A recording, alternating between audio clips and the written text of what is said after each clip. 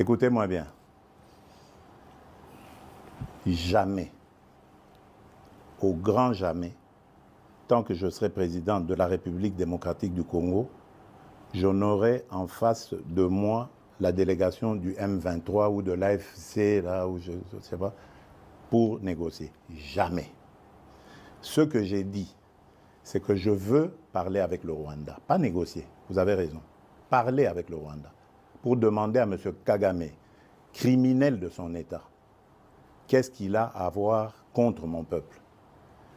La République démocratique du Congo, à l'époque République du Zaïre, avait sauvé le Rwanda d'une plus grande catastrophe qui aurait été si nous n'avions pas ouvert nos frontières à tout ce flot de réfugiés. Malheureusement, il y a eu une certaine cécité internationale qui a permis que parmi les fugitifs, il y ait les criminels génocidaires et qu'ils soient rentrés sur notre sol avec leurs armes.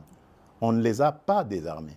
Aujourd'hui, l'enfer est parti du Rwanda et est arrivé chez nous. Et on nous abandonne à notre propre sort. Évidemment, le régime criminel de Kigali en profite parce qu'il découvre que c'est une région très riche en minerais et en produits de tout genre, agricoles et autres. Et il veut en faire maintenant son espace. Et ça, nous ne disons jamais, il n'y a rien à négocier. C'est chez nous. Ce qu'ils n'ont à faire, c'est une seule chose, de plier bagage. Et si je veux parler avec le Rwanda, c'est pour ça, pour dire, bon, c'est quoi votre problème? Pour nous laisser tranquilles. Pas pour vous donner quelque chose, mais pour nous laisser tranquilles. Si vous pensez qu'il y a encore quelque chose chez nous, on va la régler et on vous règle ça et puis c'est terminé. Ils ont donc parlé des FDLR. Nous sommes aujourd'hui à Luanda pour parler de ces histoires-là. Cesser le feu et comment régler le problème de FDLR. C'est tout.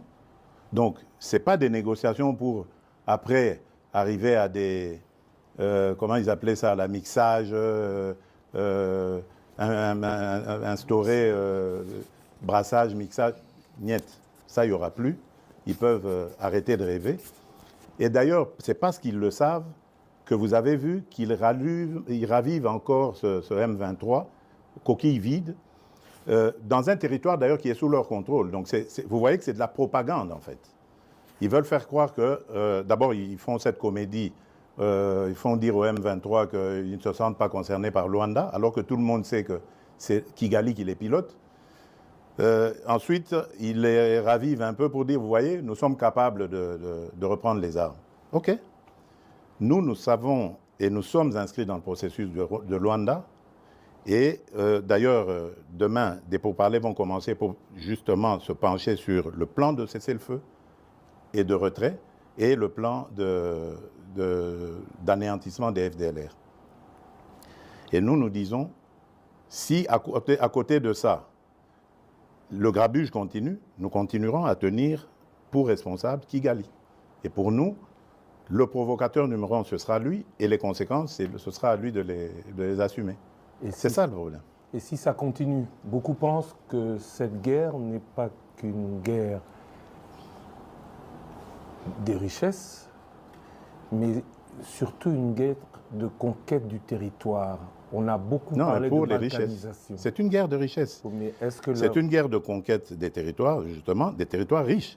Vous pensez que s'il n'y avait pas tous ces minerais rares et tant prisés dans le monde, dans ce sous-sol de chez nous, là-bas, dans le Massissi, Rutshuru et tout ça, ils seraient venus.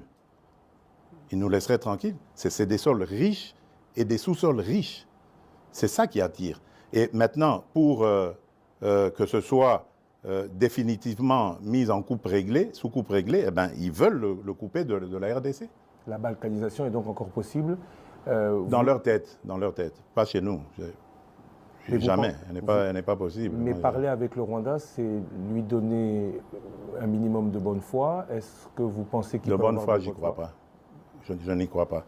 J'ai testé leur bonne foi, je n'y crois plus du tout. Maintenant, c'est la pression. Je remercie les États-Unis d'Amérique parce que c'est eux qui nous apportent beaucoup de choses. D'ailleurs, vous avez vu, au départ, il y a eu une trêve. Maintenant, il y a un cessez-le-feu. Je vous dis, ce n'est pas le Congo qui l'a demandé. Malgré la chute de Kanyabayonga, de Rwindi avant, Ce n'est pas la RDC qui l'a demandé. C'est le Rwanda. Mais il savait qu'il ne pouvait pas nous le demander direct et le faire accepter. Il est passé par les Américains que nous écoutons.